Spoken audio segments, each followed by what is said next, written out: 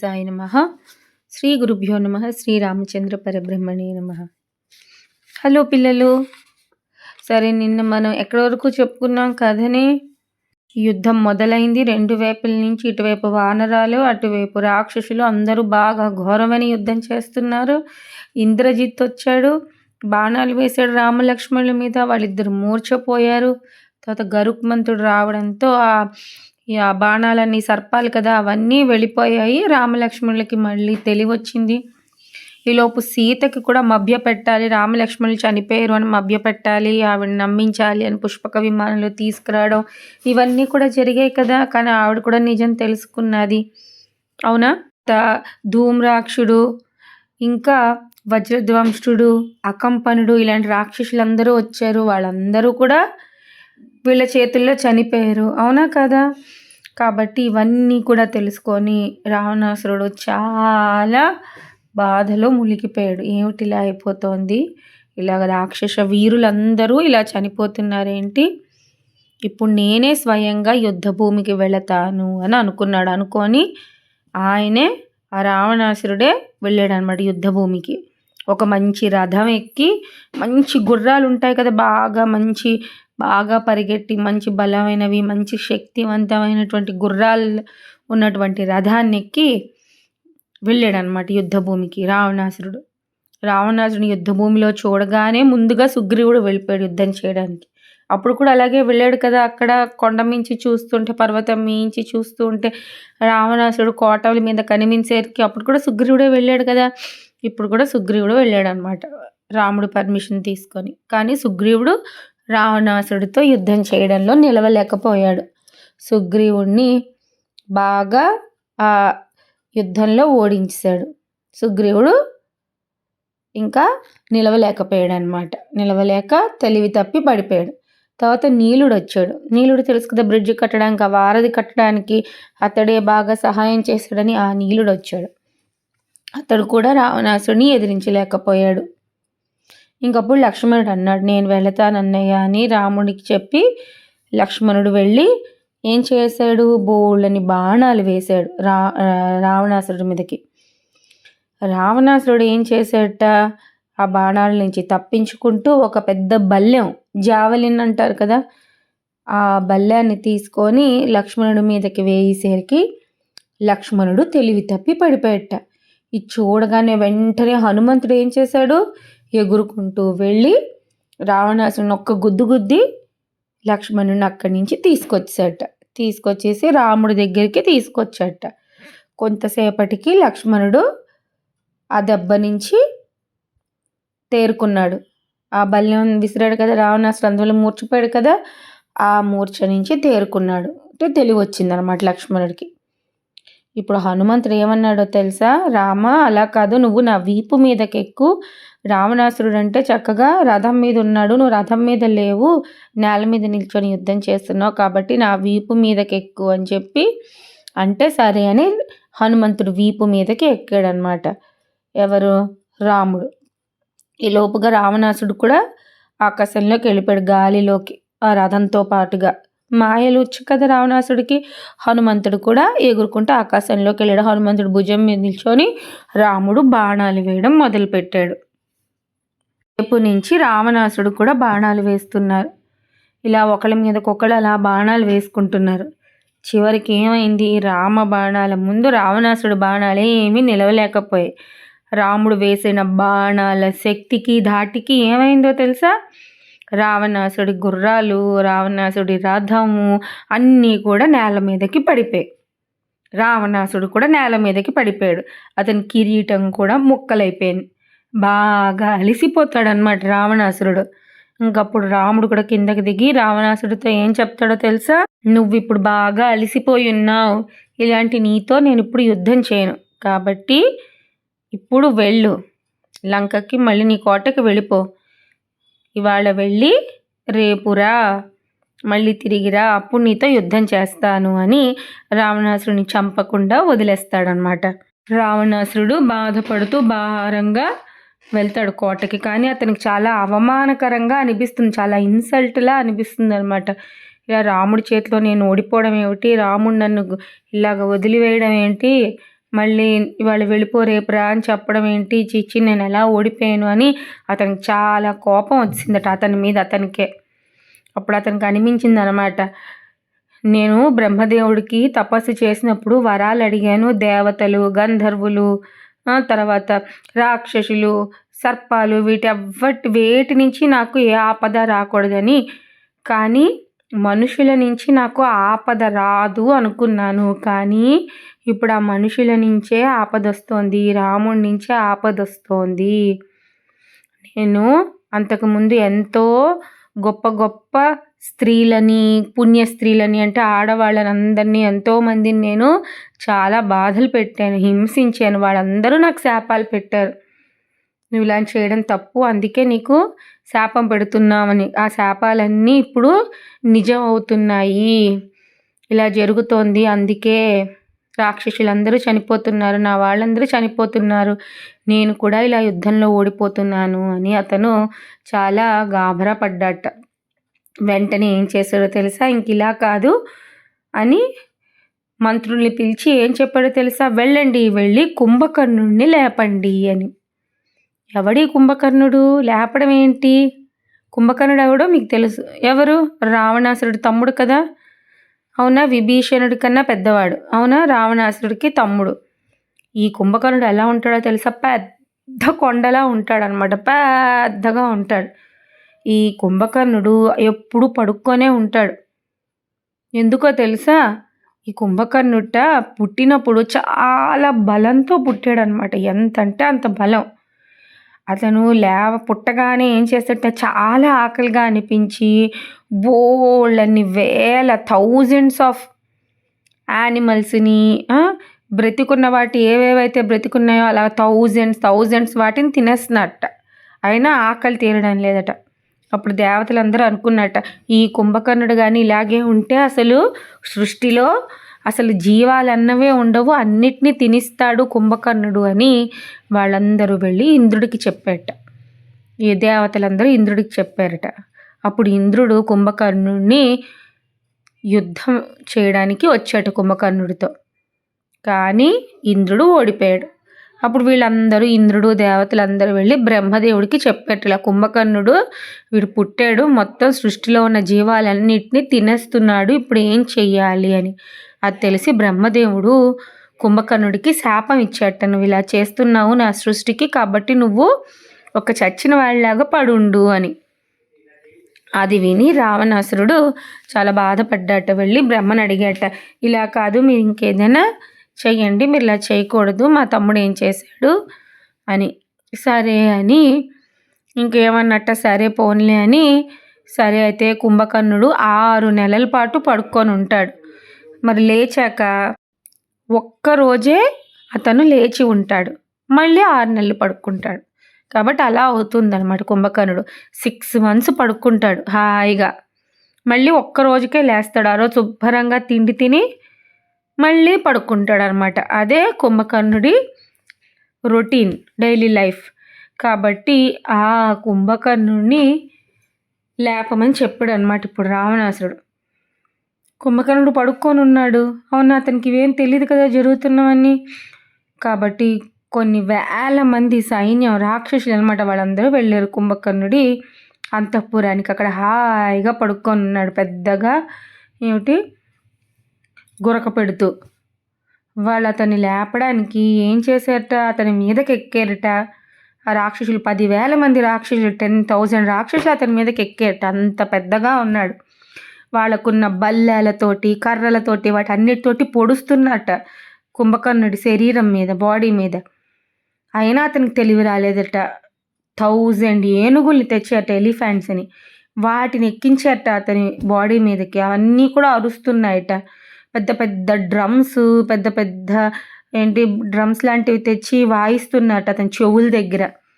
పెద్ద పెద్ద శంఖాలని ఊదుతున్నట్ట. ఎంత సౌండ్ చేస్తున్నారు అంట, ఇలా ఏనుగులు సౌండ్ చేసినట్ట. ఏనుగులు కూడా బాడీ మీద, అతని శరీరం మీదకి ఎక్కి ఇటు అటు వెళ్తున్నట్ట. ఏం చేసినా అతనికి తెలివి రావడం లేదట కొంచెం కూడా. జస్ట్ ఏదో చికాకు కనిపించి ఇలా ఇలా చేతితో దులిపిసుకోవడం అలా చేస్తున్నట్ట, కొంచెం కొంచెం తెలివి వస్తూ. ఇంకప్పుడు ఏం చేశాట, బాగా మంచి మంచి తిండి పదార్థాలన్నీ వండి తెచ్చి అక్కడ పెట్టారట.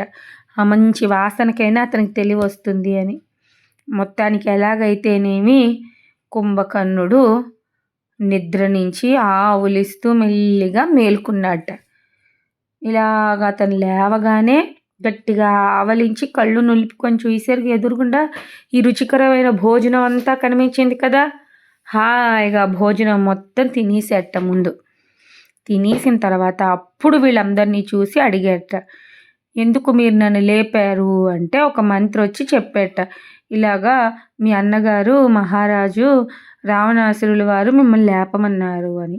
అంటే కుంభకర్ణుడు అన్నట్ట, మా అన్నయ్య నన్ను లేపమన్నాడంటే ఏదో ముఖ్యమైన విషయమే అయి ఉంటుంది, ఏమిటది అని అడిగట. అప్పుడు ఆ మంత్రి జరిగిందంతా చెప్పాడులా. సీతాదేవిని తెచ్చియడం, రాముడు వారధి కట్టి సముద్రం మీద ఇక్కడికి రావడం, జరుగుతున్న యుద్ధం, అందరూ చనిపోవడం, రాక్షసులందరూ ఇవన్నీ చెప్పారు. ఇవన్నీ వినేసరికి కుంభకర్ణుడికి చాలా కోపం వచ్చిందంట. వెంటనే ఏం చేసట, అంతని అంతఃపురం నుంచి బయలుదేరి రావణాసురుడి దగ్గరికి వెళ్ళాట. రావణాసురుడు అలాగా బాధగా ఉన్నాడు కదా, అందరు చనిపోతున్నారని. రావణాసురుడు అలా బాధగా ఉండడం చూసి కుంభకర్ణుడికి అసలు ఓర్చుకోలేకపోయాట. చాలా కోపం వచ్చిందట. అన్నయ్య, నేను ఇప్పుడే వెళతాను, యుద్ధ భూమికి వెళ్ళి వాళ్ళ పని పడతాను, ఆ రాముడి అంతం చూస్తాను అని అన్నట్ట. అని మళ్ళీ అన్నట్టు, అన్నయ్య నువ్వు గతంలోని ఎన్నో తప్పుడు పనులు చేసావు. కుంభకర్ణుడు కూడా తెలుసు అన్నమాట ఆ విషయాలు. వాటి ఫలితమే ఇప్పుడు మనందరం అనుభవిస్తున్నాం.